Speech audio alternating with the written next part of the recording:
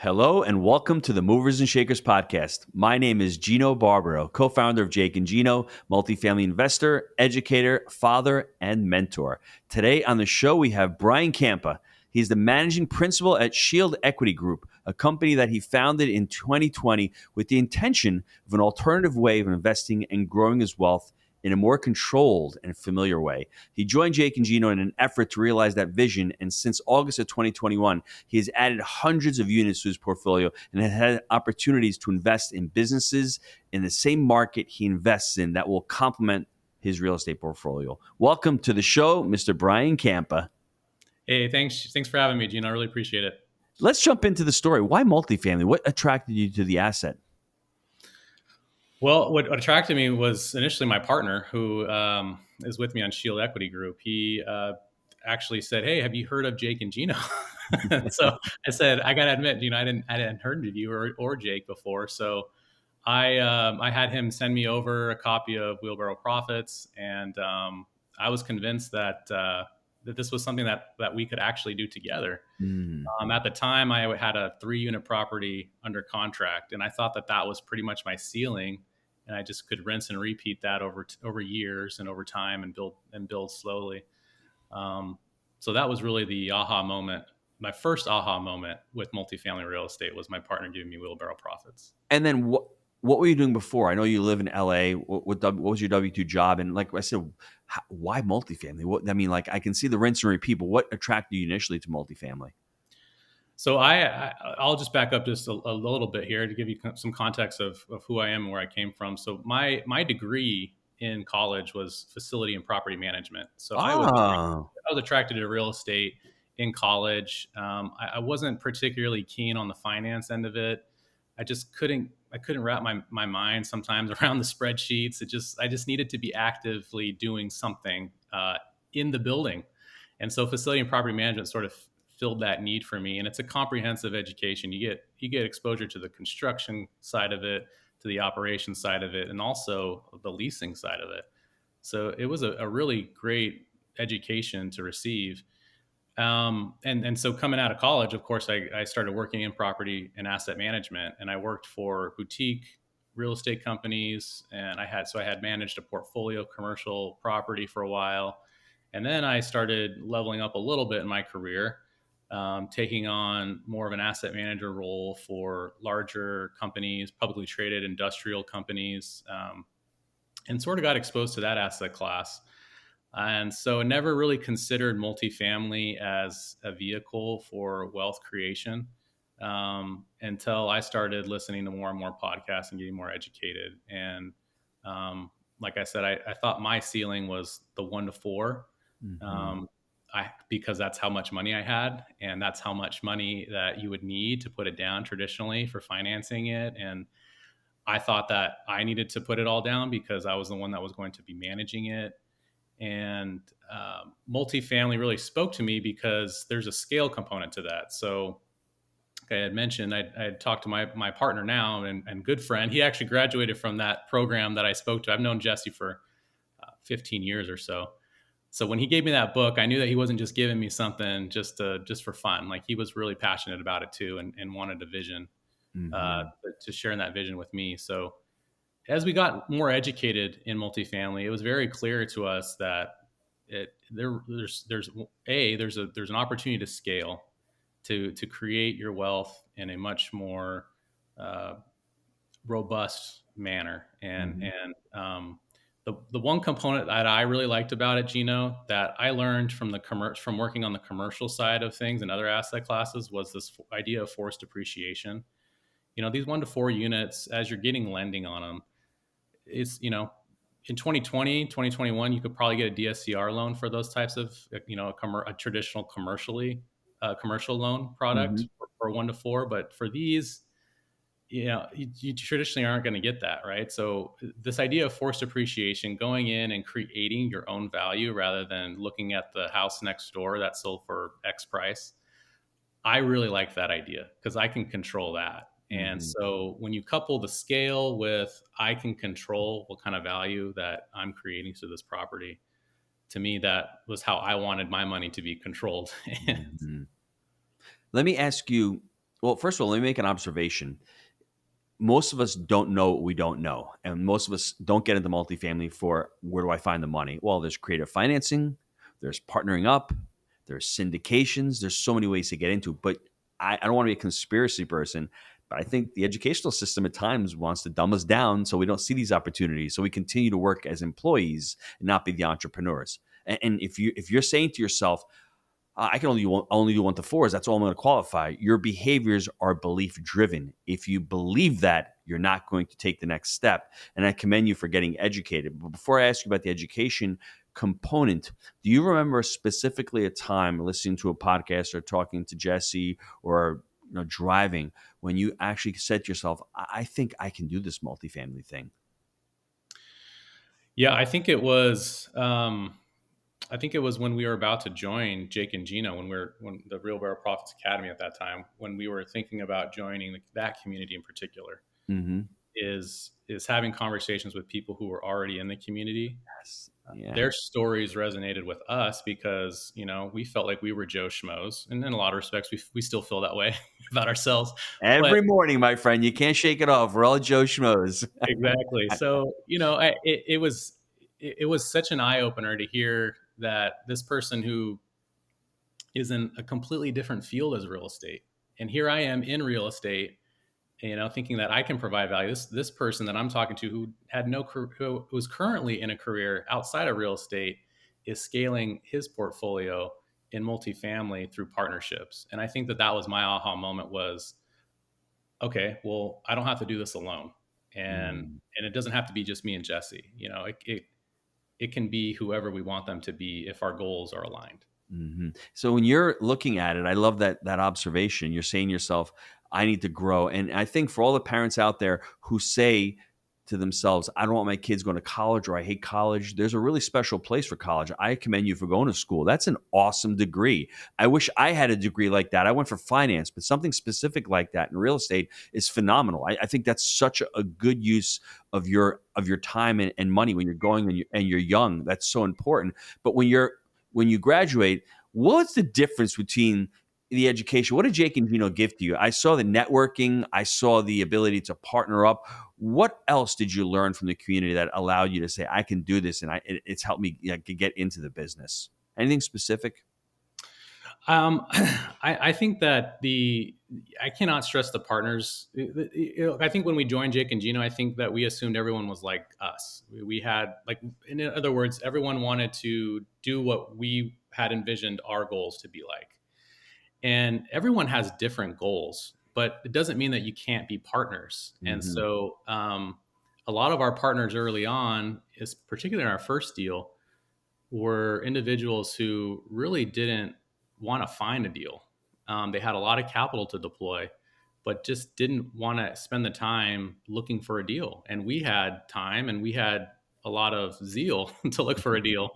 And we knew that we were going to be invested in one particular market. So if these partners or prospective partners were interested in this market, well, hey, that's step one. That's a good foundation to work off of. And then it's just a matter Yeah. of working off of that, and getting to know each other, and taking that step to partnering together. That's important, Brian. Talk about goals because most of us don't even think about what our goals are. How did you select your goals and what did you come up with the goals? Did you want to leave your W 2 job to do this full time? Were you doing it? And this is for the listeners as well. Think about what your goals are. Are you trying to create some type of passive income so you can retire? Are you trying to build a portfolio where you can leave your W 2 job? Are you just doing this part time, wanting to get into it and see if you can make a run at it? What was your mindset at the time? At the time, it was just like my bio says. It was just to create an alternative way of investing for my family, and building wealth. I had a lot of money in 401ks and in the stock market, none in real estate holdings. And it was ironic because here I am working in real estate for a decade, and I'm not invested in the asset, in that asset, right? So for me, it was, just taking a step back and saying, like, okay, well, where is my money going and how is it growing? I have two young boys. I'm married. I'm looking out for them at this point. It's not necessarily about what I want to do with my money. It's with them in mind. So I think it's figuring out that why, and I know that's something that is really stressed in this community, is figure out what your why is. So, I mean, Mm-hmm. why are you even joining this community? And I think if I were to take it a step further with goal setting, I think that for us, it was just how can we scale this to a point where we're not feeling overwhelmed? Well, we quickly found out that the sky is really the limit. Is if you're aligning yourselves and taking it day by day, and you're being intentional with the time that you're spending in the space, you'll Mm-hmm. be very surprised at how quickly things can develop in your favor. Mm-hmm. Brian, it's important that you said that about the goals because everyone has different goals and there is no one right strategy or solution. To some people, they want to raise capital and syndicate. That's awesome, especially in a certain part of the market cycle. It may work a little bit better. Some people just want to get into smaller deals and control it. Some people want to work just solely in their backyard. And for you, you're in California, that may be a little bit more challenging. Mhm. How did you select the market? What did you say? I'm not, it's hard to buy deals out here. I'm going to go outside my market. What was your mindset there, and how did you find the market that you wanted to ultimately invest in? Yeah, that's a really great question. So I think our approach was, the closer the better. My partner lives in California as well, so we did not want to invest in California for a lot of reasons. So we looked at Phoenix, and this is right at the start of the pandemic. So it was already hot, and we felt like the barrier to entry there was probably not worth our personal effort, and we're just going to let the people who are currently working it just go ahead and let them continue to prospect there. But then it became like, okay, well, like, let's take a step back. Let's right. So again, this idea of like, well, what are our goals? So our goals were to, like, proximity shouldn't be an issue. Like, you can invest anywhere as long as you have the right people and processes and systems in place to Mm-hmm. care for these assets, right? So we started taking the approach that we were taught, and this really comes into play with the knowledge and the education component of investing in multifamily real estate, is you really got to take a market research approach to the market that you want to invest in. Mm-hmm. And we followed all of the metrics that pointed us in the direction of the market that we're currently invested in. But we looked at things like employment growth, population growth, median income. Are people moving into the state generally, not just the metro? Are there diversities of employers? So there were lots of things in our market that checked all those boxes. And what we think was a kind of a jewel for us was they weren't at the top of all these lists, but they were like third and fourth and climbing, right? So there was a Mm-hmm. lot of potential for even more growth and opportunity there, we felt like. Mm-hmm. I felt the same way, Brian. When I was living in New York and I was trying to invest in New York, it was challenging. I didn't like the tenant laws. I didn't like the cost basis of New York, the labor, all the regulations. Fortunately for me, Jake moved to Knoxville, Tennessee, and it checked a lot of those boxes. Very similar to what you're saying. It was below the radar. Now it's blown up because so many people from California are moving there and they're migrating from Nashville to Knoxville. But even so, very similar. It's not in the institution's radar. It's got good job growth, good population growth. Omaha, Nebraska is very similar to what Knoxville was 7 or 8 years ago. It's stable, steady, good employers, good place to live, good quality of living. The median income is actually pretty high there as well, and it's actually pretty cheap or less expensive to live. So you can actually have the ability to continue to raise rents. There's the Mhm. ability to raise rents because the cost of living is a lot cheaper. And what markets did you end up selecting? Yeah, so we initially selected Oklahoma City, and again, we were just very intentional. So we didn't want to stretch ourselves and trying to find deals in four different markets. So we Hmm. stuck to one market. We spent the time um, connecting with brokers, with lenders, with property management companies, all the players and strategic partners that you need to be successful in multifamily investing. And now that has expanded to Tulsa. So now we do Oklahoma City and Tulsa, and and we are in a good position to to further that proximity, that radius as well, Hmm. moving forward.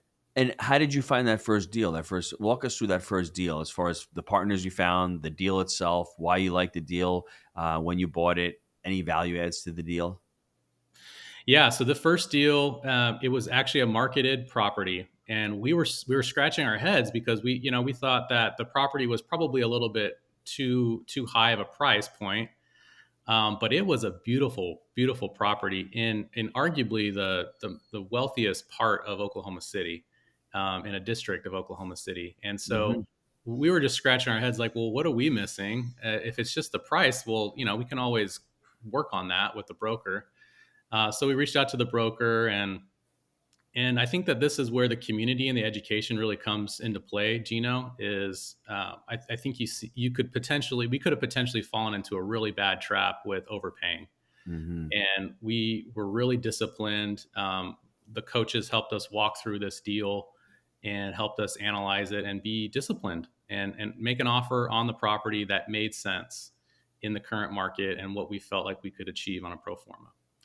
Brian, it's interesting when people are local to the market, they miss those opportunities. It's really funny because sometimes people from California overpay because they're like, six caps or five caps. I can't get that in California. But it's very similar to what happened to me when I moved from New York to Jacksonville. A lot of the locals here missed the market because they didn't understand the population growth. They didn't understand the jobs, Amazon, healthcare, insurance, banking, all that were moving into this area, and they missed it. So when you looked at this deal, you fired on the buy right. So we have the three-step framework: buy right, finance right, manage right. So you took care of the buy right on the front end. How did you finance this deal? So this was a traditional, 75% loan to value. This owner, just to give you some context on the finance, right? Why we didn't spend a lot of money on a bridge loan or any capex. This owner it was owned in a trust, and the trustee was a very well known and reputable developer, and they had owned this property in their trust for 40 years, and they were Wow. all at the age where they just wanted to cash out.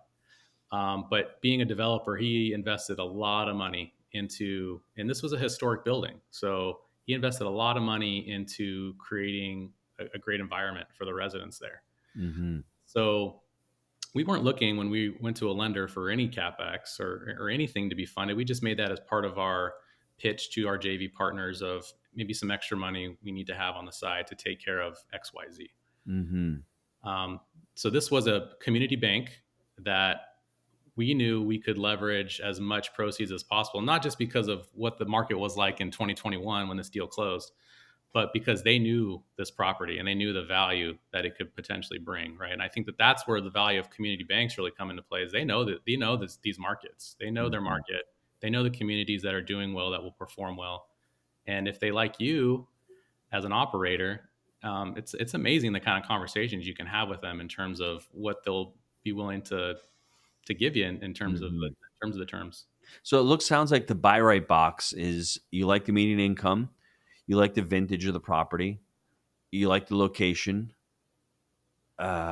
you're looking also at the value add components of it, but the good part of the market itself. Did I miss anything else on the buy rate? What else did you really like about this deal? Well, having owned it for 40 years, I mean, it Hmm. was paid off. I mean, the management wasn't poor, but it wasn't also to par, right? Like they could have Hmm. performed much better, and they left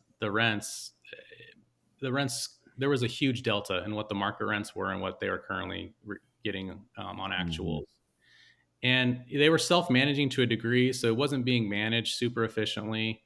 And we felt like we could come in with our expertise and implement some KPIs to track and turn that property around in that way. So there was a huge opportunity to force that appreciation that interested me in multifamily investing in the first place. And how many units was this deal? This was a 29 unit property. Perfect. A nice size for your first deal. It's not too big, and it's really not one of those deals where, I got to go to Oklahoma to do a 10-unit deal. So it's like a sweet spot. It's like one of those perfect, amazing. Have you been able to reposition this property since 2021? Where is it? How is it right now? Yeah, we're still on the original with the original lender, still under the original loan terms, but we've stabilized it where we've been able to distribute almost $100,000 since 2021 just in cash flow distributions. Wow, that's So awesome. it's been a cash cow. I mean, I wish Uh-huh. I could have 20 of these. I would be so happy. Well, you will sooner. You will. It only starts with one. That first one. So after you take the first one down, how much time between the first and second deal eclipse? So we actually, it was like a week after that, and that one was a little bit larger. And I think that this is also where the community really pays off. Gino, is this one was a significantly larger property. It was 130 units, but it was being we were able to get this at a very low basis, and it was a property that we felt like if it could get into the right operator's hands, maybe a little more experienced hands, and we could still be part of that team, that it would kind of be a win-win for everyone. And so we leveraged someone in the community to take that over, that property. And so and that happened a week after. So all of a sudden we got all this momentum. We're up to 159 units. But it took us probably 5 or 6 more months to do another deal about the same size as our first deal. And that's sort of been our niche, Gino, has been like this middle housing, like these 20 to 50 unit properties. And Brian, I was going over our deals when we started out. Jake and I started looking at deals in 2011, zero deals. 2012, zero deals. 2013, it's our very first deal. And then in 2013, we had two deals. 2014, we did 136 units, big deal. We did two deals in 14.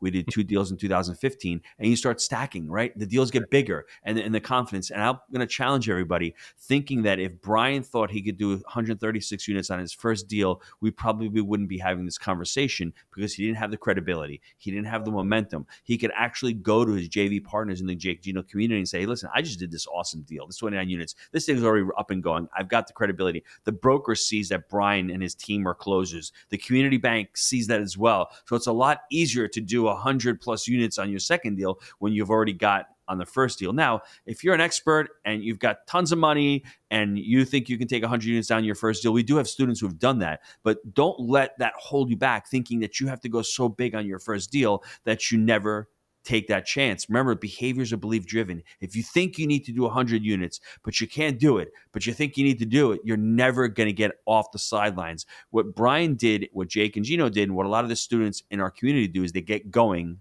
and then they get good. If you never get going, how can you get good? We all want to get good before we get going. Well, it's those trials and tribulations of doing that 29 unit property and taking it over. Brian, if I'm listening to this right now and I'm considering and thinking about getting into multifamily, what would you say to the listener as far as where should I start? What are the next steps that I need to take to get into multifamily? Yeah, I mean, I hate to take a page out of your playbook, Gino, but I mean, it's education and action, right? And I think that you can accumulate as much information as possible. And that was really my fear um, with getting the book Wheelbarrow Profits from Jesse was okay. Well, this is great to like know and do, but like if I can't see how this is going to get accomplished, then Uh-huh. I'm just going to have it in my head forever, and it won't do me any good, will it? So yeah, I think that to your point that the action is really the component, and it's okay to fail. Like I think that if I'm giving one piece of advice for someone looking to get into multifamily, it's okay to stumble. No, even me as someone who had a real estate background, there were learning curves certainly within multifamily, the asset class that I just did not know about. Mm-hmm. But as long as you're staying conservative, as long as you're staying uh, communicative to your partners, and Yeah. it's all hands on deck, everyone is going to have the best interests, and everyone's going to be willing to make this work, no matter what it takes.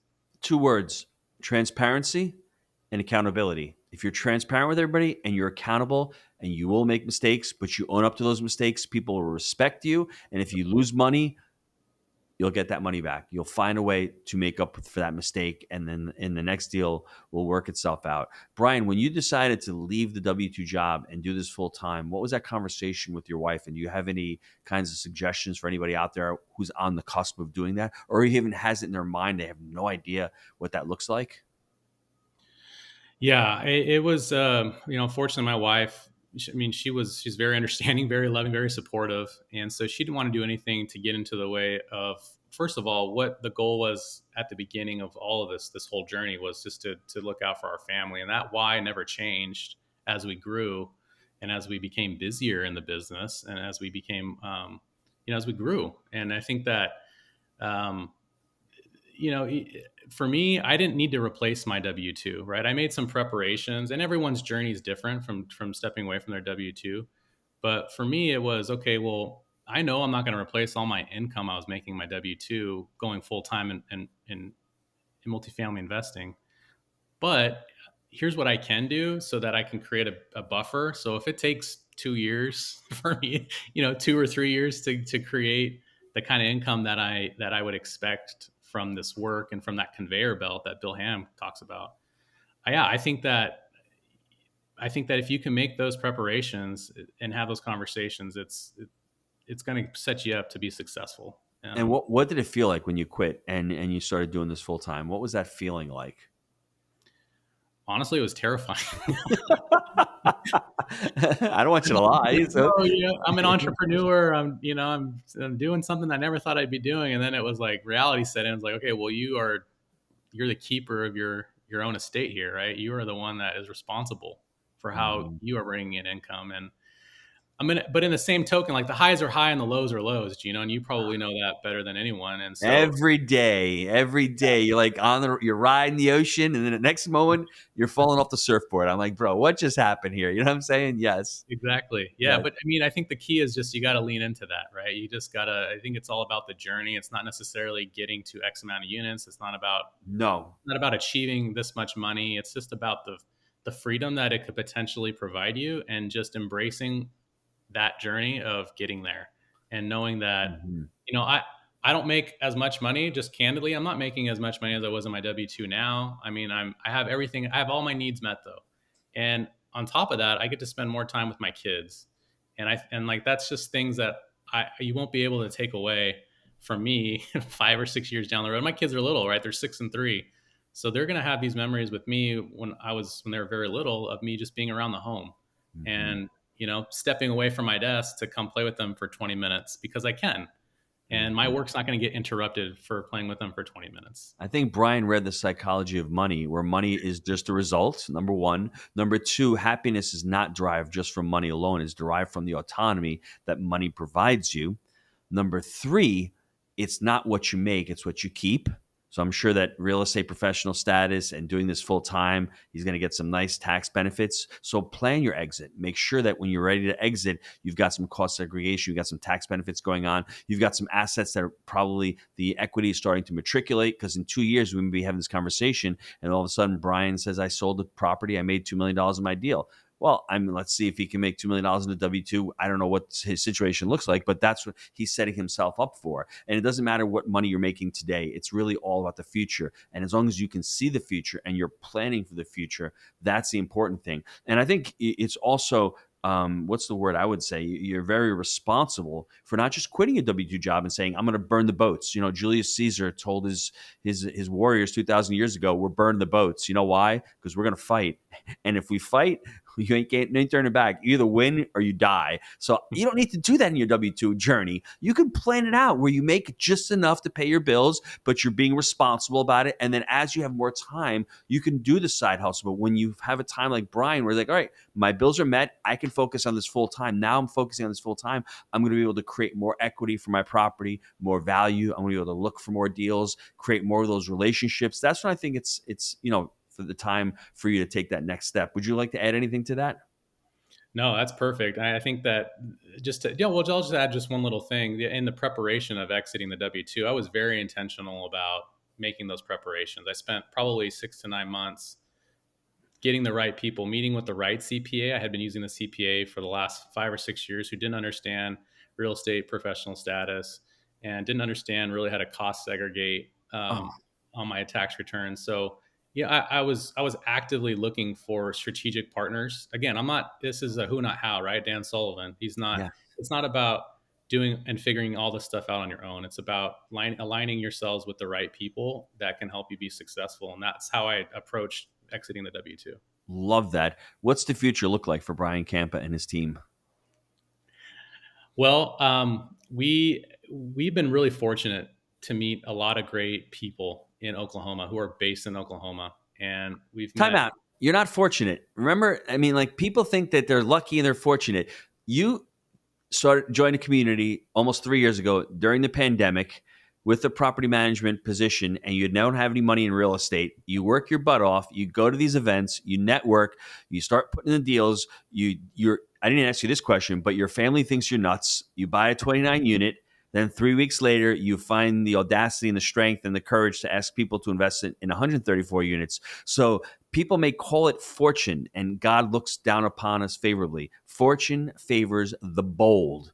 You took action, but you were educated. You didn't go out there mindless like a chicken without a head and just start trying to take action. You actually prepared yourself, like the exit from the job. So I didn't mean to interrupt you, but that just, I don't use the word triggered, but I think a lot of our students say, well, this deal fell in my lap, or I found this. Nothing falls in your lap. There's a lot of, a lot of practice, a lot of preparation. Somebody said preparation creates precision. I think that's what ends up happening with a lot of the students in the community. Those that are successful, they continue to work their craft. They continue to show up to the events. They put in the time. They put in the hours. And then when they go to these markets, they're like, oh, I'm prepared. I can speak to a broker eloquently. I can close a deal.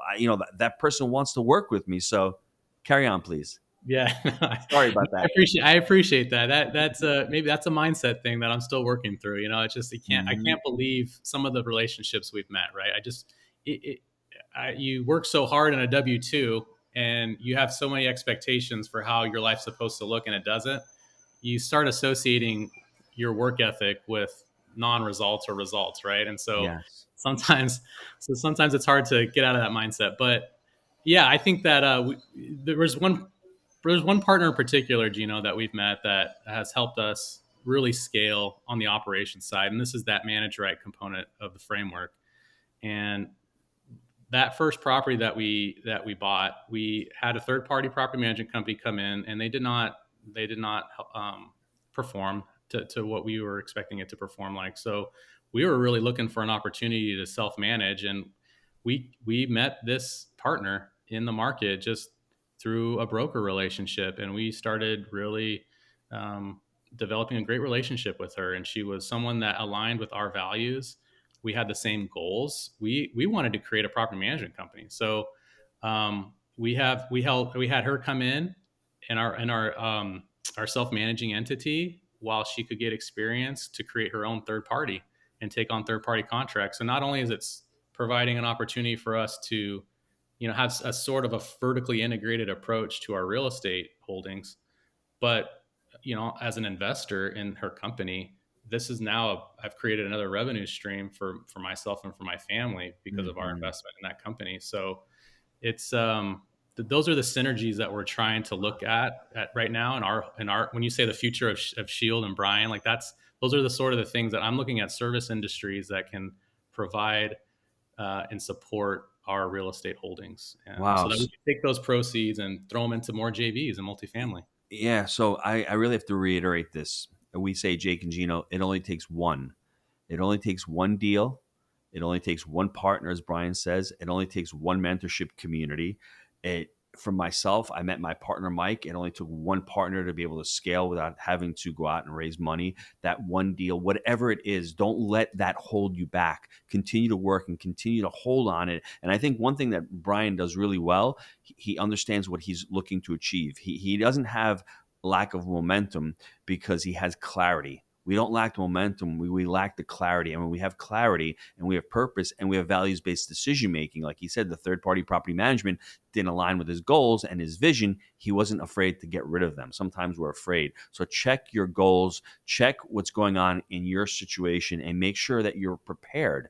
I think most of us in life, we're not afraid of change. We're afraid of not being prepared for the change. And it sounds as if Brian's been prepared throughout his entire journey and not just running into something without having his eyes open, but being prepared. And then when it's time to run, you're already prepared. You're ready to take a deal down. Things aren't going to go your way. You get going, then you get good. Brian, how can the listeners get a hold of you, my friend? Yeah, they can reach out to me via email. I have no problem giving out my cell phone. My cell phone is 909-525-7263. Or you can email me at Brian, Brian, at shieldequitygroup.com. Or I am on Instagram, Facebook, all the socials. I really want to thank you for being on the show, because this has been an awesome testimonial. There is no one way to do real estate right. I mean, really think about what your situation is, what your goals are, what your capacity is, but don't sit there and make excuses and think multifamily is a pie in the sky that I got to buy 1 to 3 units. Don't be like the Brian and the Gino of not knowing. Get off your butt.